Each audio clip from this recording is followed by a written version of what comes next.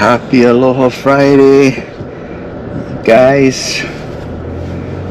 It's another beautiful day in Hawaii. Headed to Kansept to get in some training. Last night, I guess I was telling Cart, it's kind of good we went a little bit later because my energy levels weren't super high. So I don't know if I would have been able to make that whole class if we started from the beginning. It was good. Our friends from Trickster and Alliance were there, kind of helping us push. Yeah, we helped. I guess this time around, not so much us competing, but we're helping them. A bunch of our friends gonna go out to compete in Japan. I think it's next week, Asia Open. So good luck to all you peeps out there. Kawai told me he's competing. I think Ryan, Kyle, Meg. I'm not sure if Christian's competing too. I think Janelle's competing out there too. So shout out to all you guys out there putting it out there. Hopefully one day I can make it out to Japan to compete, though it's kind of a tough one for me, right? I mean I love going to Japan, but one of the highlights for me is obviously eating, right? So I don't know if I could go out there and watch. I mean, maybe if I went a day before, so I didn't have a whole lot of opportunities to eat, maybe it wouldn't be so bad. I'm kind of, I don't say I'm struggling, but I'm working to get my weight on point for Masters. I was actually kind of surprised this morning. I was kind of the lowest that I've weighed so far, weighed at 137. So I'm hoping I can get down to about 134 and a half, maybe 135. So when I go out there, even if I have a little bit more to eat than I normally do, I'll be safe. Yeah. The last thing I want to do is go out there and not be able to compete because I'm like half a pound over. Yeah, that's definitely on my mind. So trying to be conscious of it.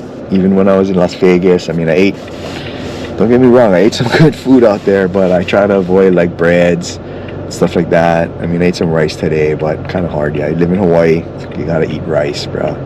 So working on that, just Friday's actually my day to go into the office. So I like to listen to podcasts. I started listening to podcasts not very long ago, maybe about a month ago.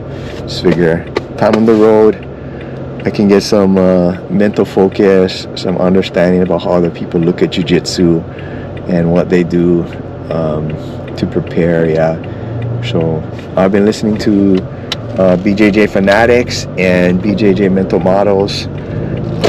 Not sure what else is out there. So far it's been pretty interesting, a lot of high level people up there talking. There's actually a lady, I forgot what her name was. She was talking on one of the podcasts today, talking about visualization, and it's interesting. The mindset that you have in jiu-jitsu can even carry over into your personal life. Yeah. They were talking about visualizing, when you compete, how you're gonna do ultimately, up there on the podium. But then they started talking about, if you're doing a job interview, how that's gonna play out, so I believe in that, the visualization piece. I like to think very positively about the outcomes in different situations that I'm going through.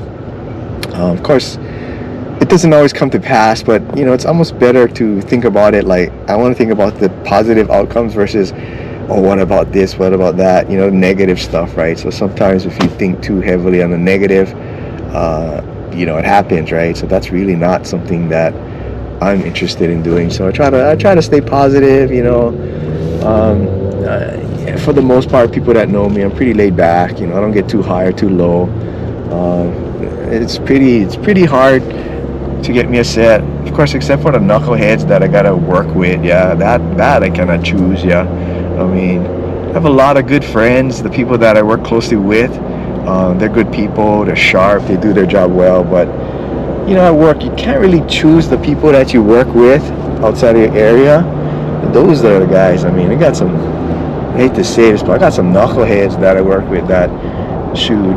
And sometimes you want to just say, "Hey, dude, I give you a free, I give you a free private at the gym. Just show up and I'll show you a few things, right?" But of course, we all know that's not the reality, right? Snap back to reality. It's you just gotta suck it up and deal with it, right? But fortunate for me, I'm closer to the end of my journey, being a working man, so it makes it a little bit more tolerable to put up with people like that. Yeah, sometimes you just want to say, "Okay, dude, I just freaking rear naked choke you and put you to sleep for a little while, and then maybe you'll be a better worker." But that's not the case, right? So just gotta be patient with people, like anything else, right? I mean, I guess just like when I started jiu-jitsu, or when I do things in jiu-jitsu that are wrong, like people are patient with me, right? I mean, so I guess I gotta be patient with people that don't know how to do their job, whatever, right?